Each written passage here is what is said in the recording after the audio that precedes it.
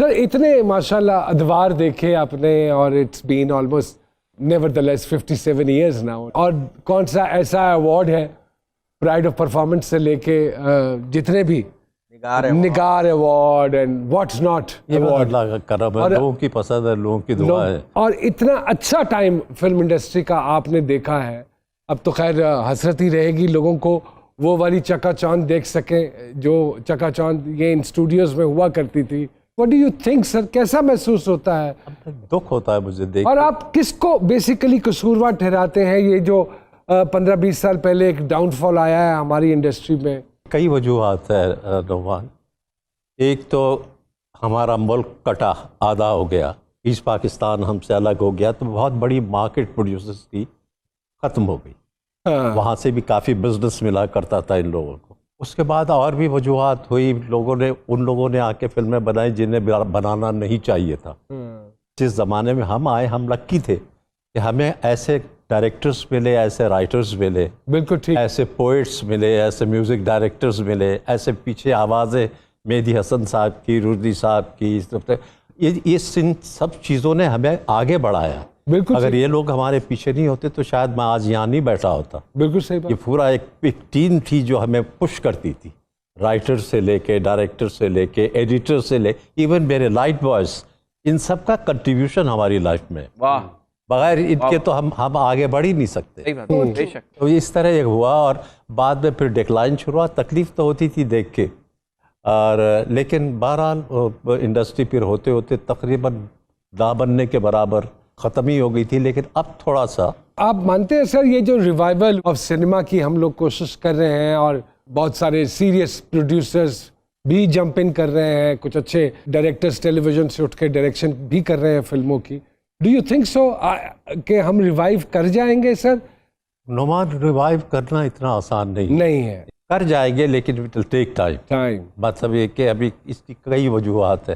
फिल्में जो बनती थी वो लाखों में बनती थी, अब फिल्में करोड़ों में बनती हैं, तो वो भी बहुत फर्क पड़ा। मार्केट छोटा हो गया और प्राइस है फिल्म की वो ऊपर चली गई। तो इस वजह से भी बहुत से प्रोड्यूसर्स शाई होकर निकल गए, छोड़ दिया उन्होंने बनाना, क्योंकि सही बात है जब उससे कमाई नहीं होगी तो उन्होंने कहा कि हम कैसे अपना पैसा करोड़ों लगाएं। लेकिन सर पहले फिल्म जो बना करती थी वो मासेस के लिए बना करती, बिल्कुल, और उसका बजट भी अकॉर्डिंगली होता था और टिकट की प्राइस भी अकॉर्डिंगली होती थी। अब मुझे लगता है कि मासेस के लिए नहीं बन रही है फिल्म। ये अच्छी बात है कि बनना शुरू हुई है। आज नहीं, कल नहीं, परसों ये पिक करेगी, इंडस्ट्री ऊपर आएगी। लेकिन एक और बहुत बड़ी वजह है हमारे फिल्मों में आजकल बिजनेस कम होने की, कि हमने उस क्लास को बाहर बिठा दिया जो वाकई फिल्मों को हिट और फ्लॉप कराती थी। जो मजदूर तबका, जो काम करने वाला, लो बजटेड लोग आके पैसे कमा के दिन में आके थोड़ी देर एंटरटेन होने के लिए एयर कंडीशन में बैठ के फिल्में देखा, अब उनके लिए फिल्म हज़ारों की होगी, वो कहाँ से फिल्म देखेंगे? अब फैमिली के साथ अगर वो फिल्म देखेंगे तो वो दो अफोर्ड ही नहीं कर सकते। मैंने बल्कि हुकूमत से रिक्वेस्ट भी की थी कि आप ज़रूर रेट्स बढ़ा के रखें, जो भी करें 8-10 रोज़ जो है इनके लिए भी रखें ताकि ये अपने बजट के अंदर आके भी फिल्म देख सके। लेकिन किसी ने किया नहीं इस पर। ये करना चाहिए, क्योंकि असल फिल्म गोवर वो थे जो सारा दिन मेहनत करते थे, रिक्शा चलाते थे या ठेला लगाते थे। बिल्कुल और ऐसे फिल्म को हिट और फ्लॉप वो लोग करवाते। बिल्कुल ऐसे ही है। आजकल ब्लॉगर्स करवाते हैं हिट और फ्लॉप। जी ऐसे ही सोशल मीडिया करवाता है हिट या फ्लॉप। सर टेक्नोलॉजी के आने से क्या फर्क पड़ा है? ठीक है, स्क्रीन तो खूबसूरत हो गई है। नोमान, टेक्नोलॉजी तो अपनी जगह है, लेकिन असल चीज़ तो ये है कि who is behind the technology. उस टेक्नोलॉजी को इस्तेमाल करने वाला कौन है और किस तरह कर रहा है। इस मतलब है कि बाद लोगों को अगर मिल गया तो ये तो नहीं वो टेक्नोलॉजी में बहकर अपनी टेकिंग वेकिंग सब भूल जाए, उसके पीछे पड़ जाए। मतलब ये कि उसको इस्तेमाल सही तौर पे अगर किया जाए तो बहुत अच्छी बात है। आज बहुत ज़्यादा सहूलतें पैदा हो गई है। पहले आप फिल्म को शूट करते थे, वो फिल्म लेबॉर्ट्री में जाती थी, डेवलप होती थी, फिर पर्दे पे हम देखते थे कि ये सही है, गलत है या क्या है। अब तो आप रिकॉर्ड करते हुए देख रहे हैं, सब आसानियां आ गई हैं। लेकिन उन आसानियों का फायदा उठाने के लिए पीछे वो ब्रेन भी होना चाहिए ना कि उसको इस्तेमाल सही करें। So true, you are so right. यानी कि कितनी अजीब सी बात है कि हम साथ साथ देख भी रहे हैं और अपनी गलतियों को दुरुस्त नहीं कर रहे। हाय हाय हाय।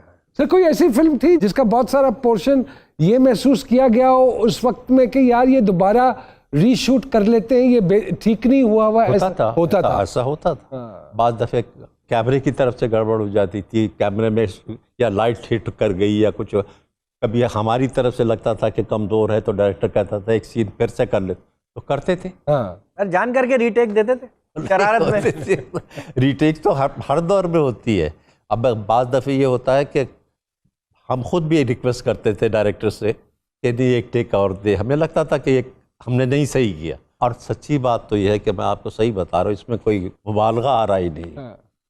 अब इतना अरसा हो गया मुझे यही काम करते हुए, आप यकीन जाने मैं आज भी अगर सेट पे जाता हूँ तो मुझे लगता है कि पहली बार मैं खड़ा हो रहा। हाय हाय हाय। आपको कामयाबी एतमाद तो दे देती है, लेकिन आप मास्टर नहीं बनते, आप स्टूडेंट ही रहते। आप सीखते हर दिन काम नया है। बेहतरीन बात।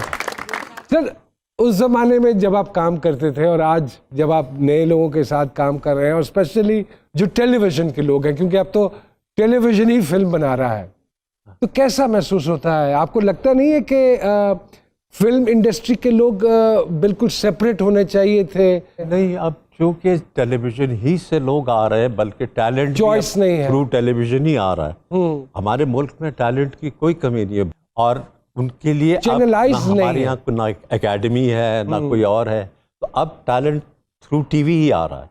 टीवी और फिल्म कहने को तो एक छोटा पर्दा है और एक बड़ा पर्दा है, लेकिन इनके मिजाज में बहुत फ़र्क है। जी, इसीलिए एक बात आप 22 घंटों में कर रहे हैं और एक बात आपको 2.5 घंटों में करनी है। हाँ। उसकी मेकिंग, टेकिंग, मूवमेंट्स, पॉजेस, हर चीज़ में फ़र्क है। तो जब तक ये सारी चीज़ें सही तौर पे नहीं आएंगी, वो फिल्म का वो इम्पैक्ट नहीं बनेगा, वो असर नहीं छोड़ेगी। अभी आप जो काम कर रहे हैं सर फिल्म के हवाले से, are you satisfied? To certain extent. देखिए, अभी ये है कि मुझे इस बात की खुशी है कि चलिए लोग कोशिश कर रहे हैं, कोशिश तो कर रहे हैं। आज नहीं, कल नहीं, परसों ये भी ट्रेंड होके अच्छी फिल्में बनाएंगे। आने वाली जो यंगर जनरेशन है उनको अच्छा काम करने का मौका मिलेगा। लेकिन बिल्कुल कोई ना बनाता तो ये भी बुरा था। माशाल्लाह सर, इतना काम जिंदगी में करने के बाद और इतने अदवार देखने के बाद जो फारिग औकात हैं, क्या करते हैं सर? घर पे बैठते हैं, कुछ पढ़ रहे हैं, कुछ लिख रहे हैं, कुछ कर रहे हैं, अपना मन लगाते हैं कि चीज़ों के साथ? मैं क्या है, अब मैं तो सारी ज़िंदगी यही करता रहा हूँ, अभी भी यही कर रहा हूँ। अभी भी मैं सैयद नूर साहब की फिल्म के लिए आया हूँ। ओके, मेरी जन्नत उनकी एक फिल्म। और जब काम नहीं होता तो वो वक्त कैसे गुजरता है? क्योंकि जब इंसान इतना वर्कोहॉलिक रहा हो जिंदगी में, द वे यू वर, मतलब फिर नुमान कुछ थोड़ा बहुत कोई आर्टिकल वगैरह पढ़ लिया, कुछ ये पढ़ लिया, कुछ किताब पढ़ ली, कुछ शायरी का थोड़ा बहुत मुझे लगा। अरे अल्लाह, अच्छा। तो उनको शायरों मुख्तलिफ हमारे माशाल्लाह मुल्क में ऐसे तो किसको शौक से पढ़ते हैं सर? मुख्तलिफ है, जैसे अब अल्लामा साहब से लेके फैज साहब से लेके कासमी साहब से लेके। माशाल्लाह। इनफैक्ट मेरा नाम जो नदीम है वो कासमी साहब की वजह से मेरा नाम नदीम हुआ। मेरा असल नाम तो नज़ीर बेग